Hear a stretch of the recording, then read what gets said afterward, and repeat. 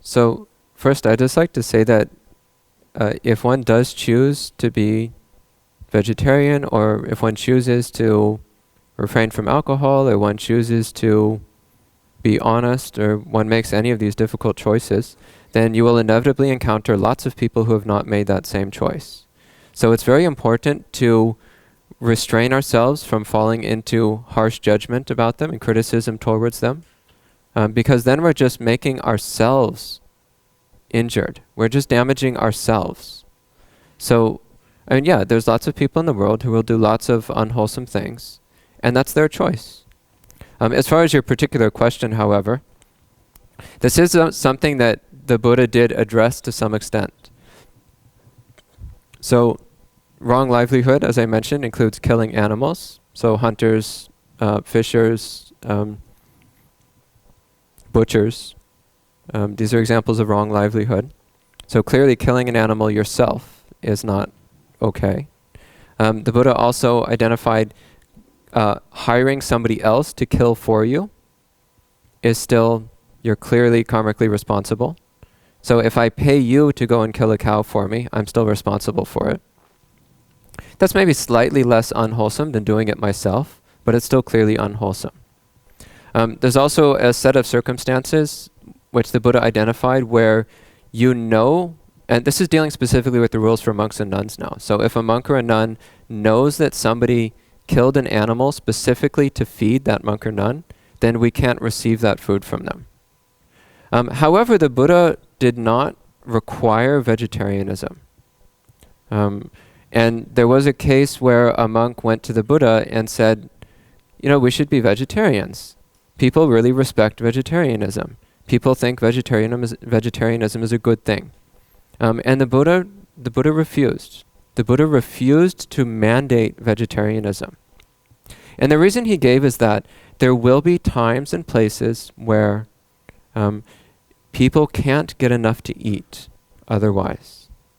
So if he were to require vegetarianism, then that would be causing distress and difficulty for those people.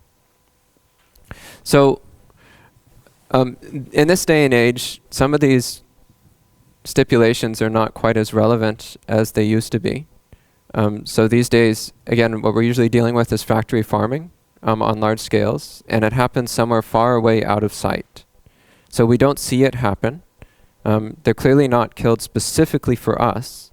But it's also true that by buying meat, one is contributing to the demand for it, which is then contributing to the ongoing mistreatment and slaughter of living beings. So again, this is getting into the realm of fairly indirect cause. So if there is unwholesome karma there, it is much, much, much less severe than the karma of killing yourself, like actually going out and killing something yourself.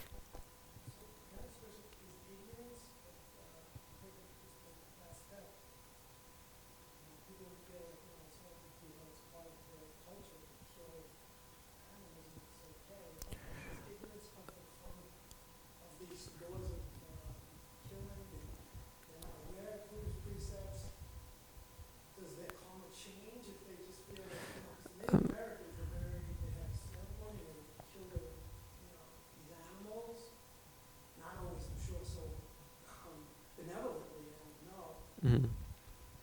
I'm just curious. It's not even a Buddhist thing as it is. It's just because I know so many people that are ignorant of in a certain way of certain decencies and values. Well, the truth is that, I mean, many people, they don't actually think of meat as dead animals. They just think of it as food. So in that sense, there's not actually the intention of, by eating this, I am contributing to the harm and suffering of other living beings. That's not what they're thinking. They're just thinking, I'm hungry, I eat some food. Like, so that unwholesome intention is not present. They're just thinking, I'm hungry, I need to eat something. So when we draw awareness to the situation, when we then that can lead some people to recognize, oh, I actually am contributing to the harm and suffering of other living beings. Maybe I should consider that. Maybe I should consider doing something different. But again, I do think it's worth noting that the Buddha did not require vegetarianism. So again, I would encourage one not to be critical of those who choose not to be vegetarian. That's their choice. If someone does choose to be vegetarian, like if you choose to be vegetarian, then the thing is again to remind yourself of your own wholesome intentions around that. Like, why am I doing this? I am doing it in order to reduce the harm and suffering caused to other living beings. So focus on your own wholesome intention and don't worry too much what other people do. Yes? The third noble truth, the end of desire. Yes. Thank you. The end of desire. How does that correspond or correlate with growing up in the United States and sort of the precept that, you know, we're always wanting the next, whatever it is, iPhone, Why do you next thing, the next, the house, the family, and that's very much sort of an encouraged thing in our society is to want and strive. and that's why people are so miserable in this country. That's not a good thing. It leads to physical prosperity, I suppose. But it also leads to people being really sad and stressed out and anxious and confused and upset. I mean, again, to go back to the issue of mental disorder, I think it's not surprising there's so much mental disorder these days. If it's actually any worse than it's ever been in human history, which I'm not sure of. But if it is worse these days, it might be directly related to all this pressure on people, like pressure of, I mean, we start when kids are really young. This thing of like, you must get good grades, you must perform well in school, you must go to a good college, you must get a good degree, you must get a good job, you must make lots of money, you must get a nice partner. Well, dude, maybe they don't want to do any of that. Maybe that's not what they're interested in. Maybe putting all these demands on people is part of what's making them so screwed up in the head. And the thing is that even people who do achieve material success, they're often not happy. Some of the most miserable people on the planet are also some of the most wealthy. Wealth does not lead to happiness. We tend to think it will, because we recognize, I'm not happy right now. Let me find something to blame for it. Oh, I'm not happy because I don't have enough money. That's the problem. I just need to get more money and then I'll be more happy. Then we get more money and we find out, oh wait, I'm still not happy. There must be another problem here. It's my friends. I don't have the right friends. I need to like get cooler friends. Or it's my partner. My partner's a jerk. I need to get a different partner. Or I don't have enough kids. Or I have too many kids. Or we're always looking outside for something to blame for our discontent. But the problem is not out there. It's in here. This is where we need to look. So the emphasis, like say somebody's out of work, right? When the first reaction is depression. I'm depressed. Automatically, I don't have work. Or you could just say like, cool, I've got a indefinite vacation. But then we go to desire. I'm hungry, right? I want to eat. Well, then I'd strongly encourage you to eat something. So we do have to make a distinction here between desires that are directly related towards preserving our life. So again, the Buddha talks about the 4 basic requirements, the 4 basic supports for life: food, clothing, shelter, and medicine. That's all you really need. That's the basics.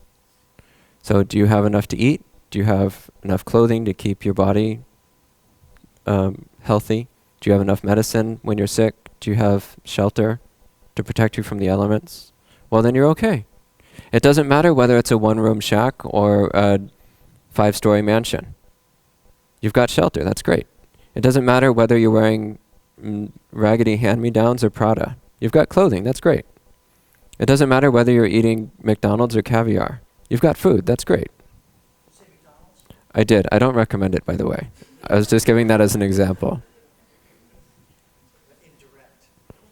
Indirect.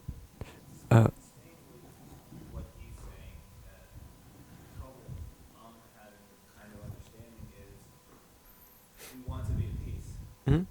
We want to be at peace. It's a desire. That's staying away from all the physical, all the things in life. You know, the peace that we're looking for, the enlightenment that we're looking for, aren't all those still a desire, and therefore kind of speaking against what you're saying to not desire. That's I'm having a problem with that. Just trying to. So this is what we might call the desire that leads to the end of desire.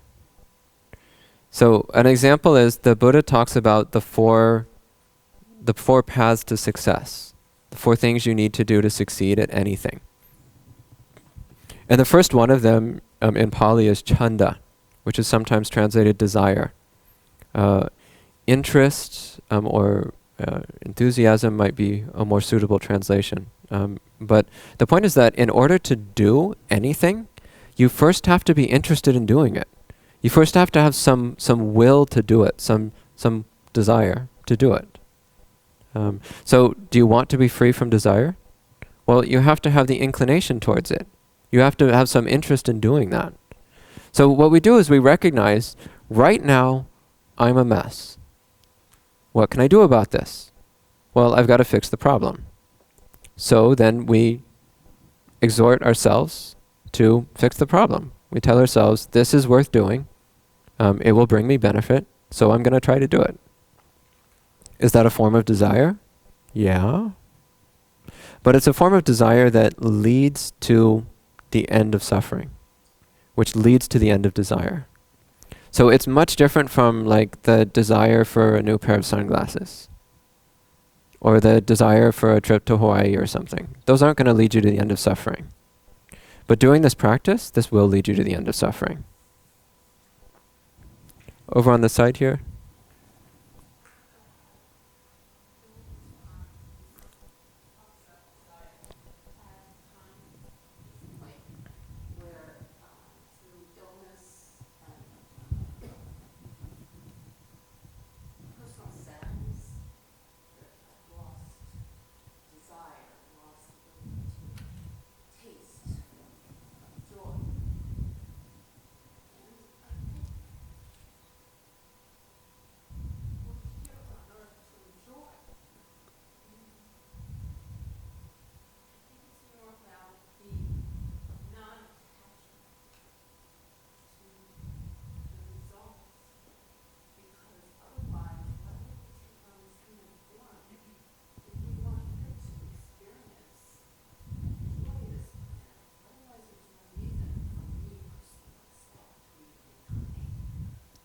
Well, this does come to an important question, which is, why are we here?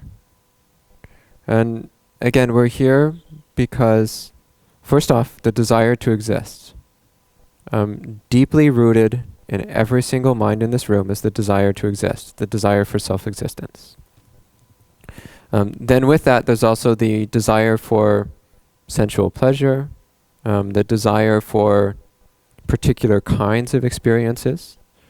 But most fundamental, there's the desire to exist. So what happens then is that when one life comes to an end, then that desire to exist is still present. So we just start like reaching out for any kind of existence at all. Anything will do. Doesn't matter what it is. Whether it's happy or sad, whether it's fun or not fun, we just grab at anything we can get to satisfy this most basic fundamental desire, the desire to exist. So this means that sometimes we wind up in incredibly messed up situations because we just grabbed at what was available. We just took what we could get. And this is what we've been doing for uncountable eons. So we just keep grabbing at existence after existence after existence. Whatever we can get our hands on, we'll take it. So, like, why are we humans? Well, it's what was available at the time.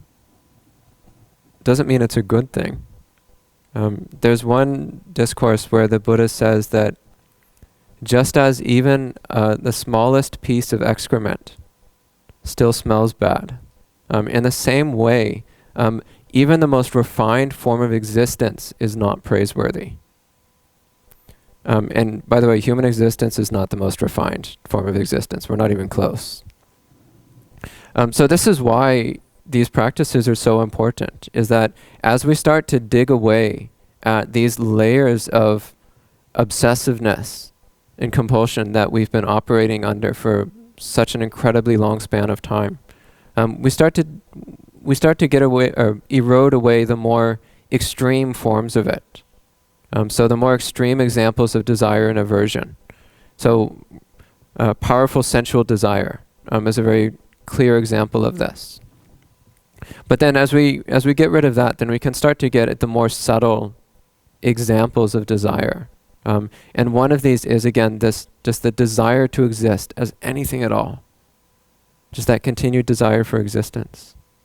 Because that's what keeps bringing us back to one unpleasant state after another.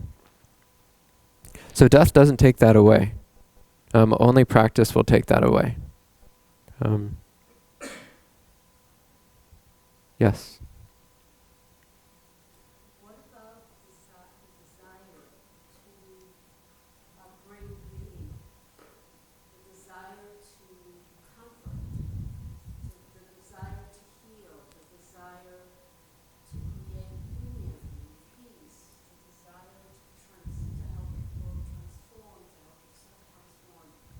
There are a lot of desires that when I talk to people and they get in touch with who they are in their essence, they express those desires really to make everything around them and within them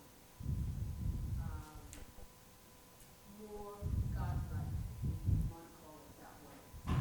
That is a very deep desire as I talk to people when they, get away from some layers of whatever it is that they're not. I think I can't think that you wouldn't want those desires. Of course, you wouldn't want to be so attached and so caught about it that you would run. But what's wrong with those desires? Well, you spoke about basically the forms of desire you mentioned we can divide into two categories. So some of those, like the desire for other people to be happy, that several of the examples you mentioned fit under that category. That's wholesome. That fits under metta, so loving kindness, loving friendliness, karuna, compassion, mudita, the joy at another person's good fortune. These are wholesome mental qualities that contribute to our own happiness, as well as encouraging us to behave in beneficial ways towards others as well. So those are fine. Those are acceptable. They can be useful. They can be beneficial to the path.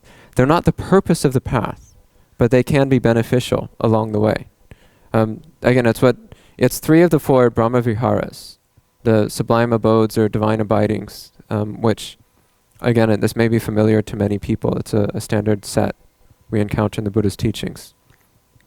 But these other ones, like desire to create beauty, well, I mean, that's nice, but the truth is it's not always going to be accessible. It's not always going to be possible.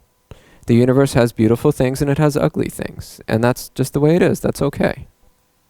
You can't actually just replace all the ugly stuff with beautiful stuff. That's an inaccessible desire. I don't do that. I mean, as an artist, a lot of artists, we see the beauty that is there, and we want to reflect it, and we want to, express it and such. And in that way, we give other people an opportunity to touch our experience of that beauty. So that's very amazing. I mean, that's certainly fine. That's a lot better than like killing and torturing people. So yeah, I mean, I think it's great that you're an artist. That's cool. Go right ahead. Just yeah, be aware that any happiness which is dependent upon external conditions is an unreliable form of happiness. So you can't always rely on your ability to create art. You cannot rely on your ability to share beauty. These things will not always be accessible to you. So we have to be willing to let them go, just like everything else. So again, we can have goals and we can have plans and we can try to do things. But it's always important to keep in mind that things might not work out the way we want them to. We might have goals that don't pan out. And that's okay. There's nothing wrong. So you might decide that you want to draw a beautiful picture of a rose, and halfway through you like screw up and you splash paint all over it.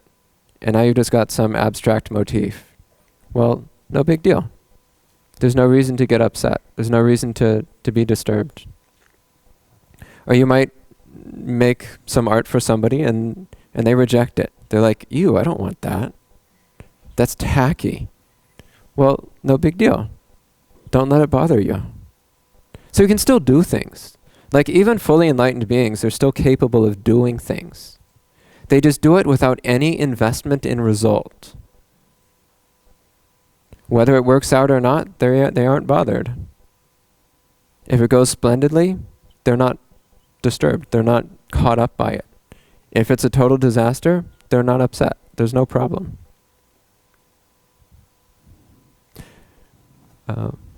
Yes?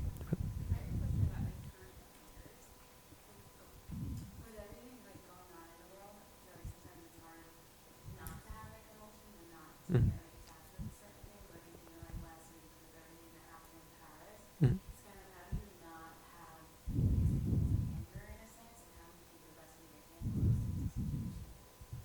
Mm. So first, I'd just like to point out that what's going on recently is nothing new in human history. Basically, for as long as there have been humans, humans have been doing really stupidly cruel things to each other. I don't know why. Well, I mean, I do know why. I just don't understand why we keep doing the same mistakes over and over and over again. So this is nothing new. So just keep that in mind for one thing. Like, this is nothing new. But then we ask ourselves, what is it that is behind these sorts of acts? Anger, hatred, intolerance, contempt, resentment, envy. These are the desire. These are the sorts of things that lead people to kill, torture, destroy. So when we produce anger in ourselves, we're actually contributing to the problem. We are putting more anger into the world. We are putting more hatred into the world, which means we're making the underlying problem worse. So what can we do about this?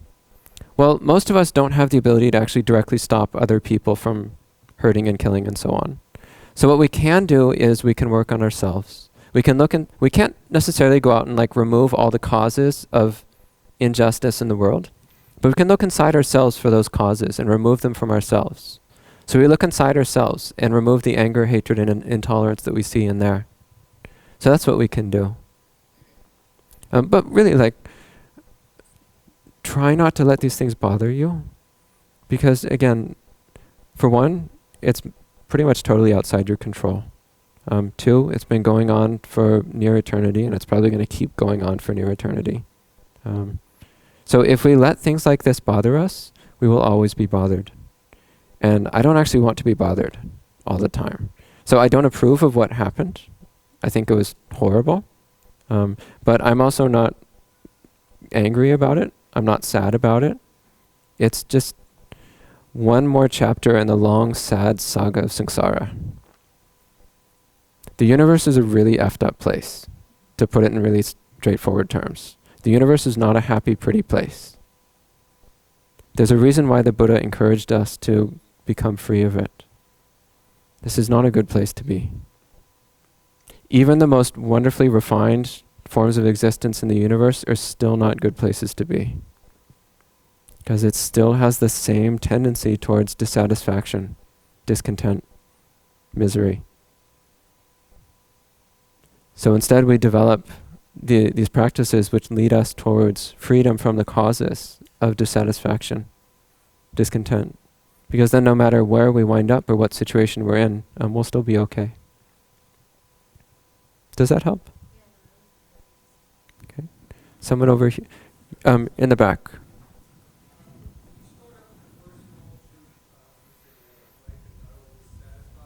Mm-hmm.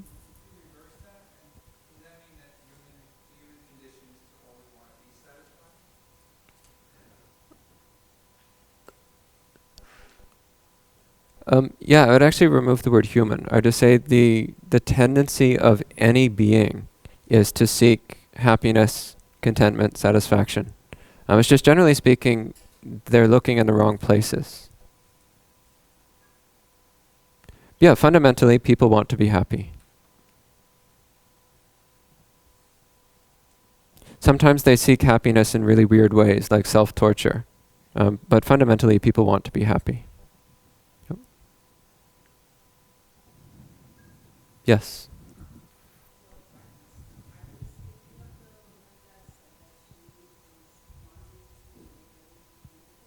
Mm-hmm. But I'm thinking that beauty is in the eye of the beholder. So if I'm going to make everything that looks beautiful to me, it might look ugly to someone else. All you have to do is walk through an art museum, and you'll be like, that's great, that's great. Ew, why did they put that up? They paid how much for this? Yeah. So I wasn't asking a question, I was just noting that. Duly noted. Let's see. Yes, over here. No, this. I wanted to say one thing about the arts, that I think that there are different types of art. And I don't think that art necessarily is about making things look pretty. There is that type of art as well.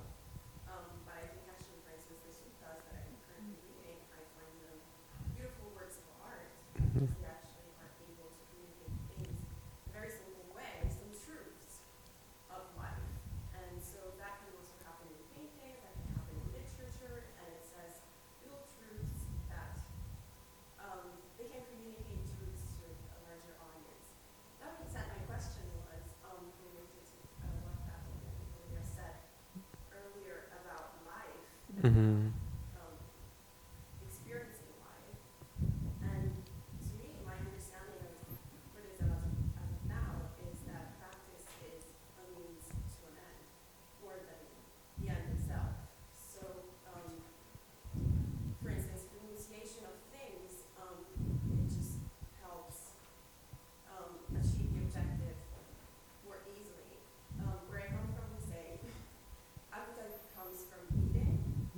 So sometimes if you need to stop eating, otherwise you'll overeat. Mm-hmm. The problem is not eating, it's just the overeating part.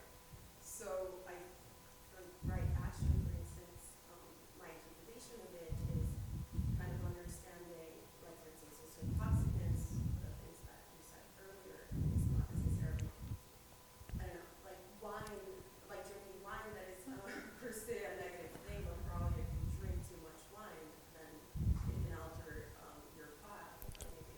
Well, I fully agree, and the Buddha was very clear about how much is too much. One sip is too much. So you're right, there is a line. Too much is too much. The one exception the Buddha made was that if you have a medicinal concoction which contains such a tiny amount of alcohol as to be totally imperceptible, that's okay. So if it's like one example that comes readily to mind is kombucha tea, which some people think is medicinal, is 0.1% alcohol. Like the alcohol content is so low that most places you can buy it even if you're underage. Like you would have to drink so much that it ruptured your stomach before you felt anything from the alcohol. So that's probably not too much. I think that's okay. I'd still be cautious personally. But yeah, you're right. Excess is definitely something we need to avoid and stay away from, because it does tend to strengthen the underlying desire and craving. So we tend to think like, if I desire something, then if I get the object of my desire, then the desire goes away. But that's not actually how it works. When we give in to desire and indulge it, then it becomes stronger.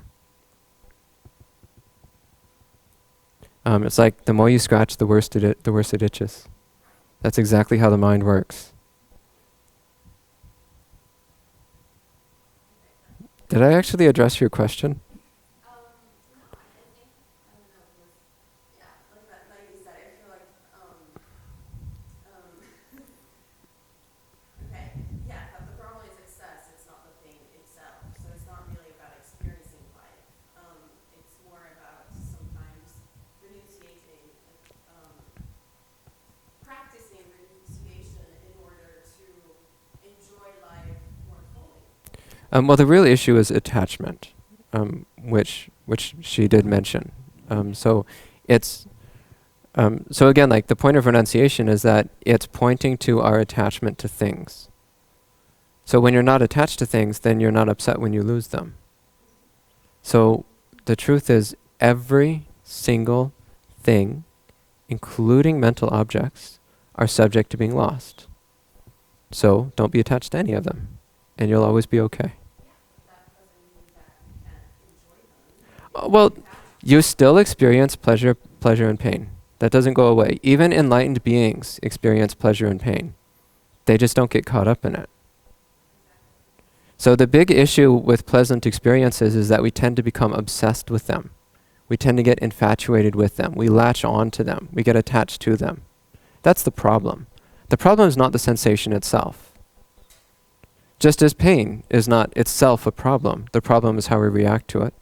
In the same way, pleasure is not a problem. The problem is how we latch on to it, how we obsess about it.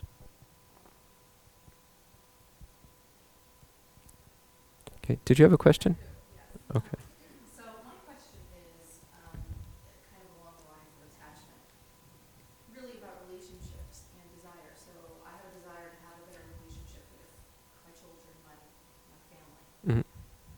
How do you invest in relationships with anybody and fully be present in that relationship when you know that you're not always going to have a good outcome, you're not always going to be pleased by what they do or say, and knowing that it will end Mm. eventually, that relationship. It feels almost like this fine line of I'm invested, but I can't be too invested because it's going to end and it's not going to be pleasant all the time. I'm not sure how you do Well, that.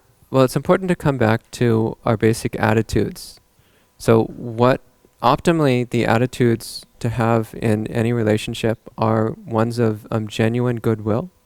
So you really want the people involved to be happy, including yourself. This is an important element. Again, self-sacrificial relationships are not wholesome from a Buddhist perspective. Hurting yourself for the sake of others, not good idea, not wholesome. So again, say we're getting involved in a relationship. Well, just ask yourself, why am I doing this? Am I just doing this for self-gratification? Or am I actually doing this in order to bring about benefit for all those involved? And again, also to do it with a sense of detachment, so to remove the investment in result. So again, do you have kids? So you want a better relationship with your kids. That's great. So again, look at your attitude behind it. Is it coming from a genuine care and consideration for your children? Well, that's good. That's wholesome. But also keep in mind, you might try and your kids will still hate you. That's their choice. So don't get invested in the results because things won't always go the way you want them to. And then in this way, you can still really care about people and you can still be deeply involved in relationships. But you always keep in mind that this might not go the way I want it to, and that's all right. And that way you'll never be upset. Well, you might still get upset. It just, it makes it easier. Yeah, the expectation is not, or knowing that it can happen is kind of helps if it comes back. Yeah. Yep. You were talking earlier about even the most refined form of existence is still kind of Why what?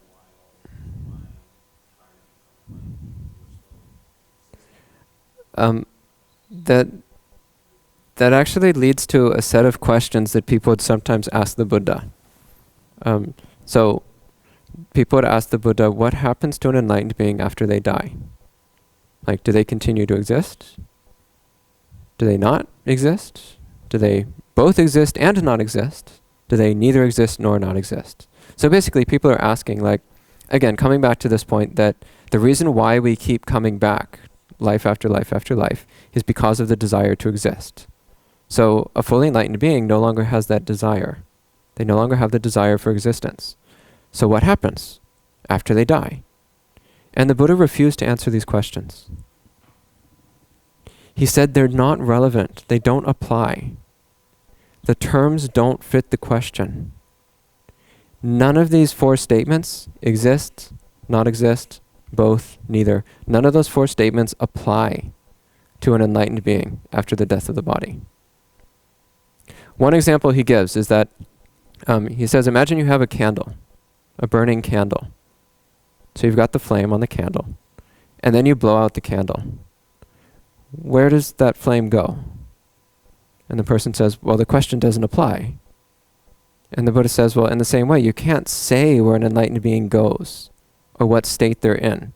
It just doesn't apply. What he does say is that there is nothing in the conditional universe, there is no body or mind anywhere that you can point to and say, that is this enlightened being. So like there's nothing anywhere that you can point to and say, that is Gautama Buddha. That's not the same as saying he doesn't exist. And it's not the same as saying he exists. He's just saying there's no body and mind anywhere in the universe that you can point to and say, that's him. Does that answer your question, or does that still need clarification?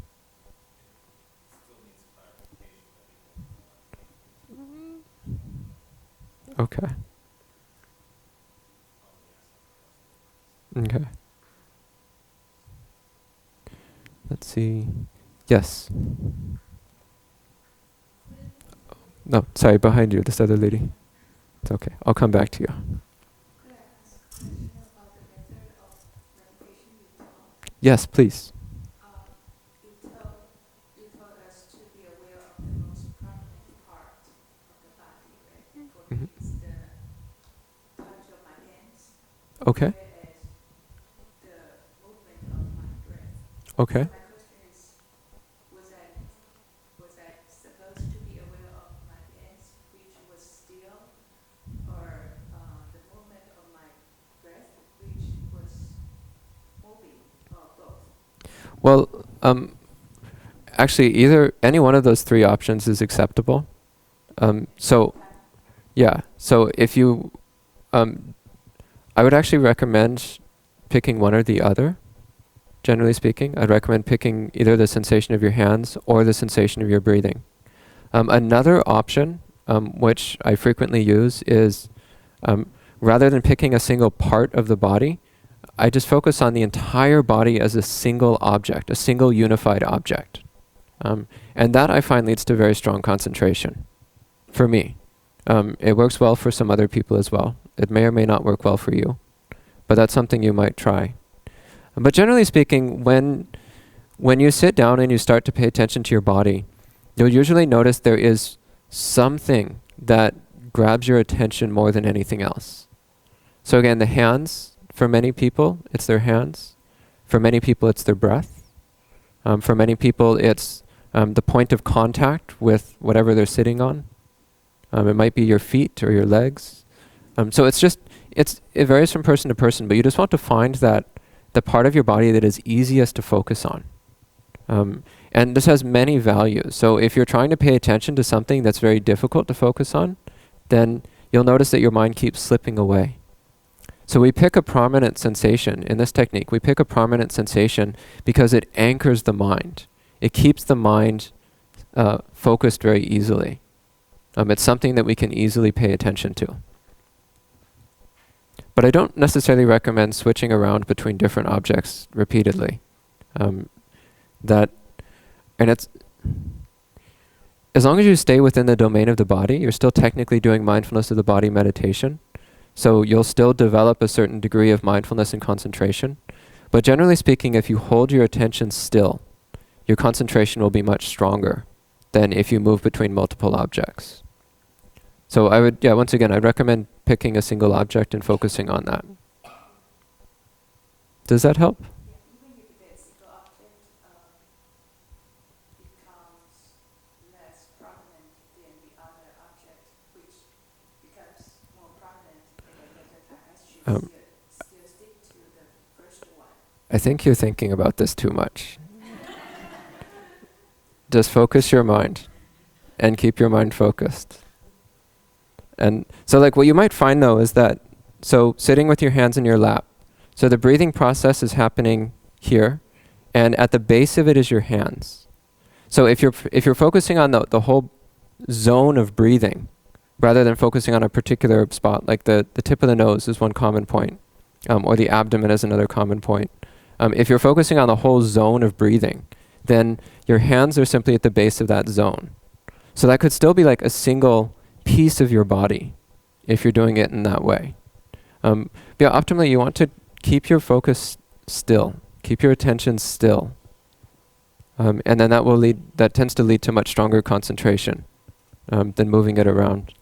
So yeah, it's normal that as we sit and pay attention to the body, we start to notice the constant changes in the sensations of our body.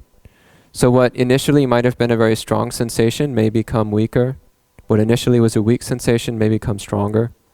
And that's normal.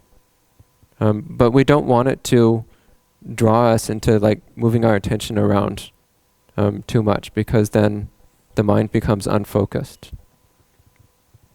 Yep. Yes. So I just wanted to fall within a situation where we're driving down traffic and somebody cuts you off, and you first you get insulted, and the first thing happens is like you swear or something, but it's out, it makes me feel better. So even though it's an unwholesome thought, is that acceptable? Well, I would just like to point out that so profanity itself is not either good or bad, it's just a word. The important thing is the emotions behind our words. So you can use the most coarse language, and if there's no corresponding negative mind states, it's not bad karma. You're not hurting yourself. If you're in the presence of somebody else who's getting offended by it, then you might consider using softer language. But if you're by yourself, well, there's no big deal. So what I'd encourage then rather is simply watch the mind at the point where somebody cuts you off. Watch the mind and just see, like, is there some spark of anger or irritation? And if there is, then make an effort to overcome it. Make an effort to keep it from gaining control of the mind. And then if you want to swear, go right ahead. That's not a big deal. As long as there's no anger or irritation involved, then you're okay. Yeah. Again, with the question of meditation, is there a place at all for the use of a mantra in Buddhist meditation? So in Theravada Buddhism, mantra meditation doesn't get talked about very much. That said, I have occasionally found that with certain states of mind, it can be useful to use an inner repetition. So it doesn't need to be some esoteric phrase in Sanskrit or something. It can be something in your own language that's meaningful to you. So something like let go, let go, let go, peaceful, peaceful, peaceful. May everyone be happy. May everyone be happy. May everyone be happy. So you can just take a simple phrase like that with a suitably relevant meaning and just repeat it over and over and over again in your mind. And the times when this are useful is when you've got strong thought patterns that you just can't get to shut up in any other way. Like one time I used this particular technique was when I was very angry at somebody for doing something that I thought was extremely unfair to me. Of course, it was all about me and how they were being mean to me. And I just kept rolling over in my mind of like, how dare he? That was so unfair. He shouldn't have done that. He should think about me and blah, blah. And then at some point, like, I just realized, like, I am not getting anywhere in my practice. Like, theoretically I was meditating, but I spent like this whole hour just like sitting still thinking about what a vile person this was. By the way, this is actually a person who I have an enormous amount of respect for. But it was just at that time, I just kept rolling around in this. Like, I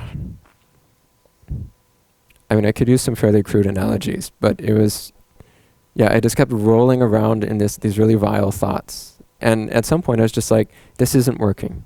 I just need to push these thoughts out of my mind no matter what it takes. So then I started doing a repetition. Again, it doesn't really matter what you use, as long as it's not like kill them all or something. That's not going to help. Pick something nice. And just keep repeating it over and over and over again in your head until you've driven those thoughts away. So that's one place where I found it useful. And the way I relate this to the Buddha's own instructions is with the Vitakasantana Sutta, Majjhima Nikaya number 20. The Buddha gives 5 very useful practical techniques for what to do when your mind is overtaken by unwanted, unwholesome thoughts. I already mentioned one of them earlier, which is replacing the unwholesome thought with a wholesome one. So I mentioned replacing anger with thoughts of kindness and friendliness. That's one example. Then he gives 3 more very useful techniques, which we don't really have time for right now. But the 5th one he gives is just grit your teeth and just crush those thoughts right out of your head. So to me, this is an example of that. Like, you just, like the Buddha, the word the Buddha uses, the phrase he uses is like, you just bear down with your mind and just, like, the same way a strong person just crushes a weak person, in the same way you just like take the force of your mind and just crush those thoughts. So you're dealing with really strong thoughts that won't respond to more gentle techniques. Then just use your willpower, take something simple, like a simple phrase, and just keep pounding and pounding and pounding and pounding with that phrase until you push these thoughts right out. Even though that phrase has some sort of meaning to us, unlike a meaningless sound in the mantra where we're able to settle down, if we use a word that we can define, it may not enable us to settle down quite as well. Well, to be perfectly honest, using a inner repetition tends to prevent the mind from settling down very much at all, because you're intentionally generating mental activity. So you'll only be able to calm down to a certain point, generally speaking. And then you've got to drop the repetition to get into deeper concentration. As far as whether to use something meaningless or something meaningful, so you can get about the same effect using something meaningless. The benefit of using something meaningful, so like, may everyone be happy. As you repeat that phrase in your mind, then you might actually start to mean it. And then you're doing metta meditation. Then you're doing loving friendliness. Or like you're repeating peacefulness or tranquility or something. Well, that's one of the Buddha's meditation techniques, is recollection of peace, recollection of tranquility. So you might actually start to mean it. Or you might be doing let go, let go, let go, let go. Well, that's the attitude of renunciation, the willingness to let go. So we pick something that's relevant to the Buddha's teachings, because then, at least then we're pointing the mind in the right direction. Yep. Okay, so we're just about out of time, but we might do one last question. So.